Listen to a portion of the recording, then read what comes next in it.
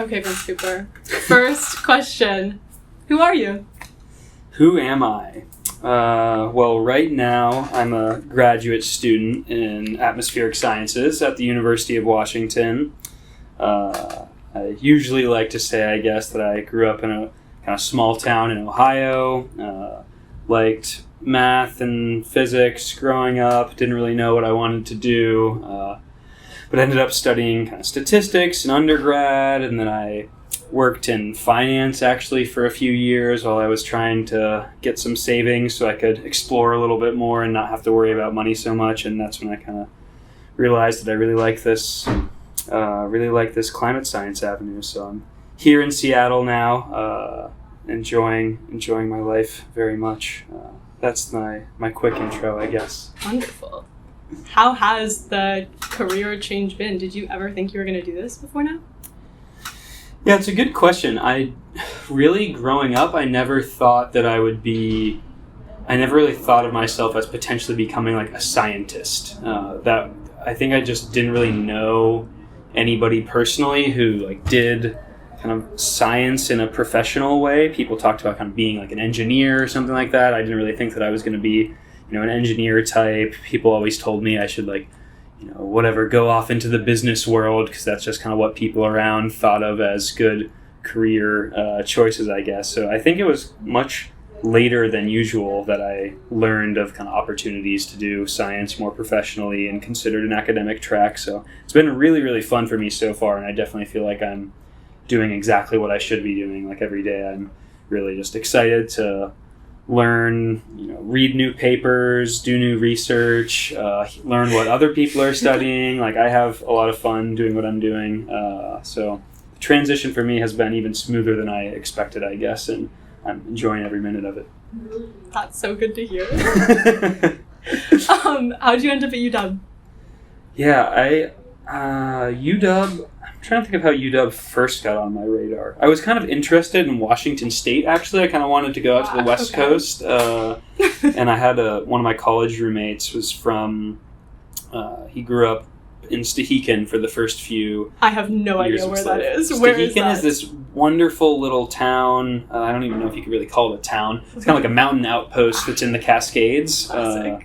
You can only get to it now by boat, I guess, north end of Lake Chelan. Okay. So anyways, his name's Canyon Woodward. He was always telling me how great Washington State is. So I kind of had Washington on my radar as a cool spot. And then when I was looking for academic programs that might be kind of interesting while I was in New York, I learned that UW happens to be just about the global leader in the climate science research areas that I was finding myself to be kind of interested in. So I figured I would kind of swing big to start, and I just kind of cold emailed. Yeah. Oh my god. Okay. I cold emailed a professor who was her name's Cecilia Bitts. She was, I guess, just became chair of the atmospheric sciences department at that time, and she was doing research that I thought was interesting.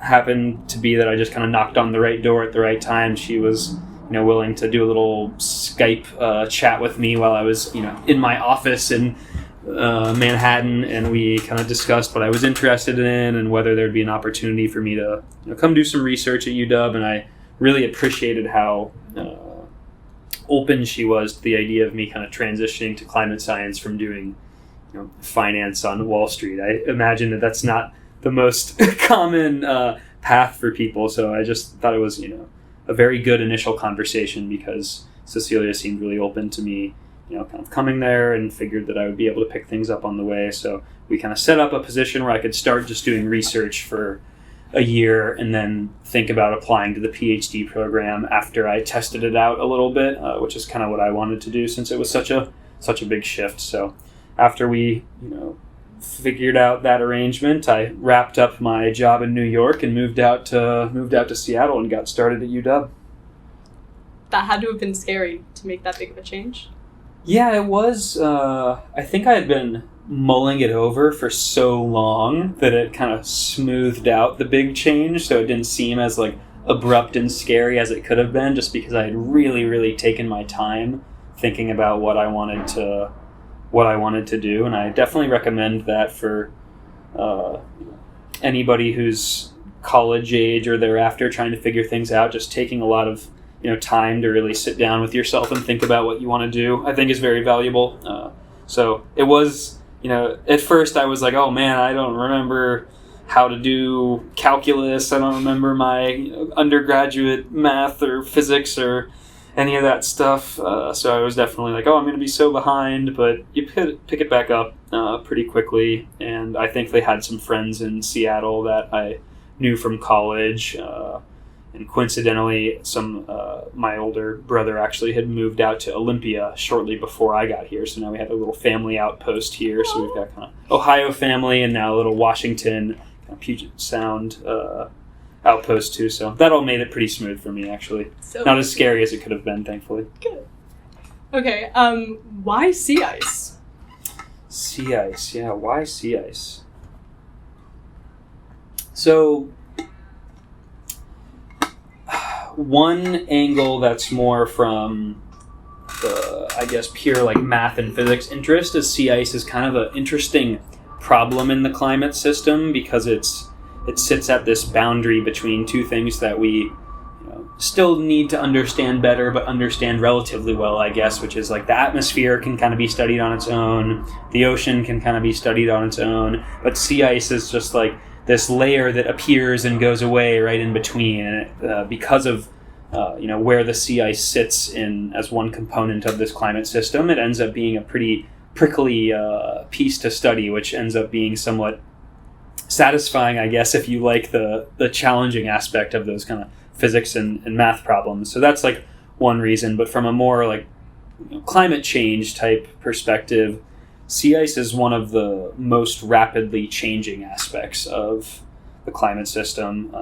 So because a lot of the global warming that has occurred is amplified in the Arctic regions, the Arctic sea ice melting and retreating, I guess, in the summer in particular, has been one of the largest global warming signals.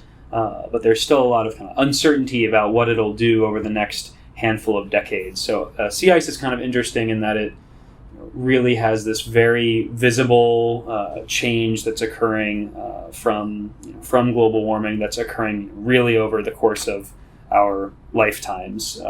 So it's kind of interesting to study for that reason too. And then the other piece of the puzzle is we don't understand at all what's going on in the Antarctic. So the Arctic piece, what exactly is going to play out is still needs to be studied, but we at least kind of loosely understand what's going on. The Antarctic is still a total conundrum. The sea ice was kind of expanding for a while during global warming. As the rest of the globe was heating up, it seemed like the Antarctic sea ice was actually expanding rather than retreating, which is the opposite of what a lot of models were showing. So there's this big kind of puzzle to figure out, well, what thing do we not understand about the Earth system that's causing the Antarctic sea ice to respond? Is it just kind of random natural variability, or is it actually part of the response to greenhouse gases increasing? So there's a puzzle there as well. And then I think my final piece of interest on sea ice is more just from a appreciation of nature and aesthetics aspect. I kind of like the polar climates, the ice worlds. I just think they're really kind of majestic, almost alien in a way. Kind of, if you ever get a chance to see the Arctic or the Antarctic firsthand, or even if you're just looking out the window of a plane as you fly over Greenland and get lucky doing that, I feel like when you look at those landscapes or seascapes, I guess, they just are so different from anything else that many of us encounter in our regular lives. So it's kind of feels like an adventure just to be studying them, and even more of an adventure if you're able to do field work as well. Bet, yeah. Mm-hmm. Had you had that connection with that nature before you started studying this? Not so much. Only, I guess, through starting to see mountains, I guess, like getting to see oh my God, snow-covered mountains, like glaciers. I didn't really think about it at all growing up, so it was we didn't really have anything like this in Ohio, that's for sure. But when I started to travel around a little bit more after I went to college, and after I I went to like Patagonia once with some friends after college for kind of a adventure, and I was just really I thought the icy realms looked really cool, so that kind of piqued my interest. And that's part of the reason why I reached out to Cecilia Bitz first. She's one of the main global experts on sea ice in particular, and kind of polar climate modeling. Amazing. Okay. What do you think the future of your field looks like, or the future of your work? Yeah, future of the field for climate science is very, it's kind of all over the place. The good news, I guess, for people like me who are looking for jobs is that compared to a lot of other science areas, say like biology, for example, or theoretical physics, climate science is still like a relatively young discipline. A lot of progress has been made over the past century, weather forecasting, interacting with other aspects of like earth science, and climate science kind of emerges there. But compared to some of these other disciplines, it's still relatively young. So that means that there are a lot of questions still to explore and a lot of good, progress to be made. There are fun problems to work on. So that aspect of this field, I think, is very good for somebody in my position who's kind of just really getting started. Other aspects are kind of complicated, though. One really big question right now is how much of climate science should be really focused on human applications, kind of more like climate impacts related work. And a lot of people are very, passionate about that. And there's a lot of really good research to be done on making climate science more relevant to human impacts.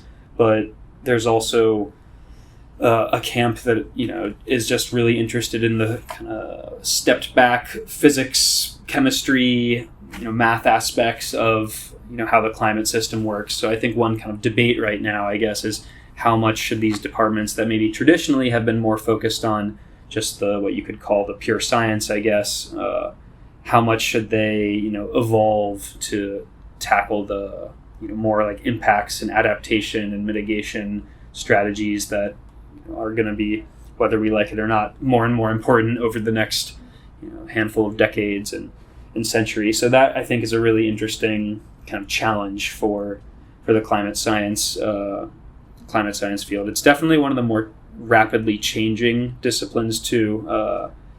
There are new kind of use cases for climate science, understanding kind of climate risk and how that interacts with businesses is another area, or not just businesses, but like government decisions. There are just a lot of ways that the kind of pure science is now intersecting with other aspects of society that create a lot of good opportunities for collaboration, but definitely also are in large part because of these somewhat less rosy changes that are happening in on our planet. So yeah, there are good things and bad things, plenty of things to be optimistic about, for questions to explore, but also a lot of the work that's going on right now points to the problems that we're causing and the sustainability issues. So yeah, I'm definitely not one of the despondent people, I guess, who works in climate science. I kind of have a little bit more hope for humanity and what we can do, if nothing else, because I find that perspective to be a little bit more productive than the one that just kind of sinks down into despondency about everything. But to each their own, I guess. That was a huge reason why I wanted to interview you specifically, Yeah. actually, because I think you bring a lot of really positive energy to this work. Connected to that, and second to last question, but perhaps the most important, how are you staying sane in the face of the climate crisis? Yeah. Definitely I waffle around sometimes. Waffle around is a great expression. Yeah, it's just like... the biggest challenge, I'll say first, the biggest thing that I find myself frustrated with is how much we could be doing to make incremental progress relative to how little we're actually doing. And I think it's just really really difficult to sit back and see, decisions that could have been made a few decades ago that would have huge implications, now. Like the simplest example is, if a carbon tax would have been kicked in 1995 or something, and it were compounding every year till now, like, we would have a very substantial carbon tax that probably would have made a really big difference on reducing emissions at this point. But now,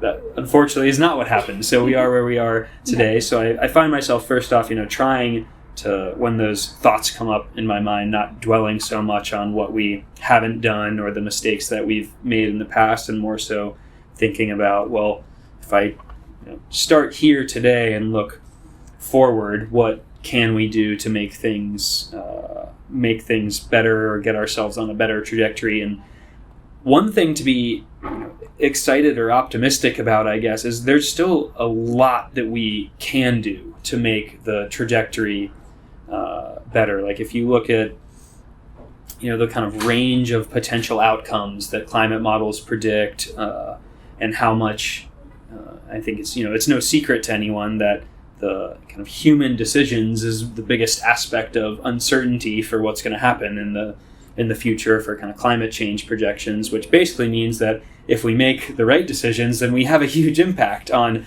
how things play out. And I, while not being ignorant of the realities and challenges of humans making decisions that are very, very difficult, I have some belief that we'll find a way. Like, I think at least that our generation is the one where we're going to get on the right side of this issue. And I don't think it's going to be pretty, and I still think there's going to be tons of really, difficult, negative consequences of the decisions that we've already made. But I really do like to picture in my head, when I'm a old man someday, of being able to look back and, talk about how we did overcome the climate crisis. So I think trying to picture for myself a world where we have solved the problems helps keep me sane, and helps kind of keeping me focused on actually making those that vision of reality become truth. So I think that kind of visualizing the good things is maybe the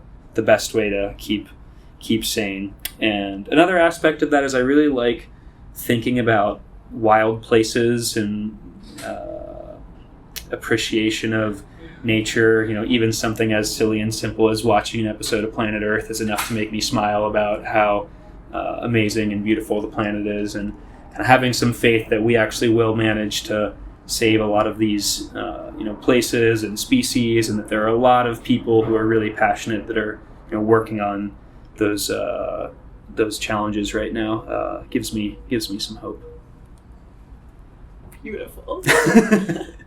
Okay, last question. Anything that you would like to plug or promote, or any final remarks? Plug or promote?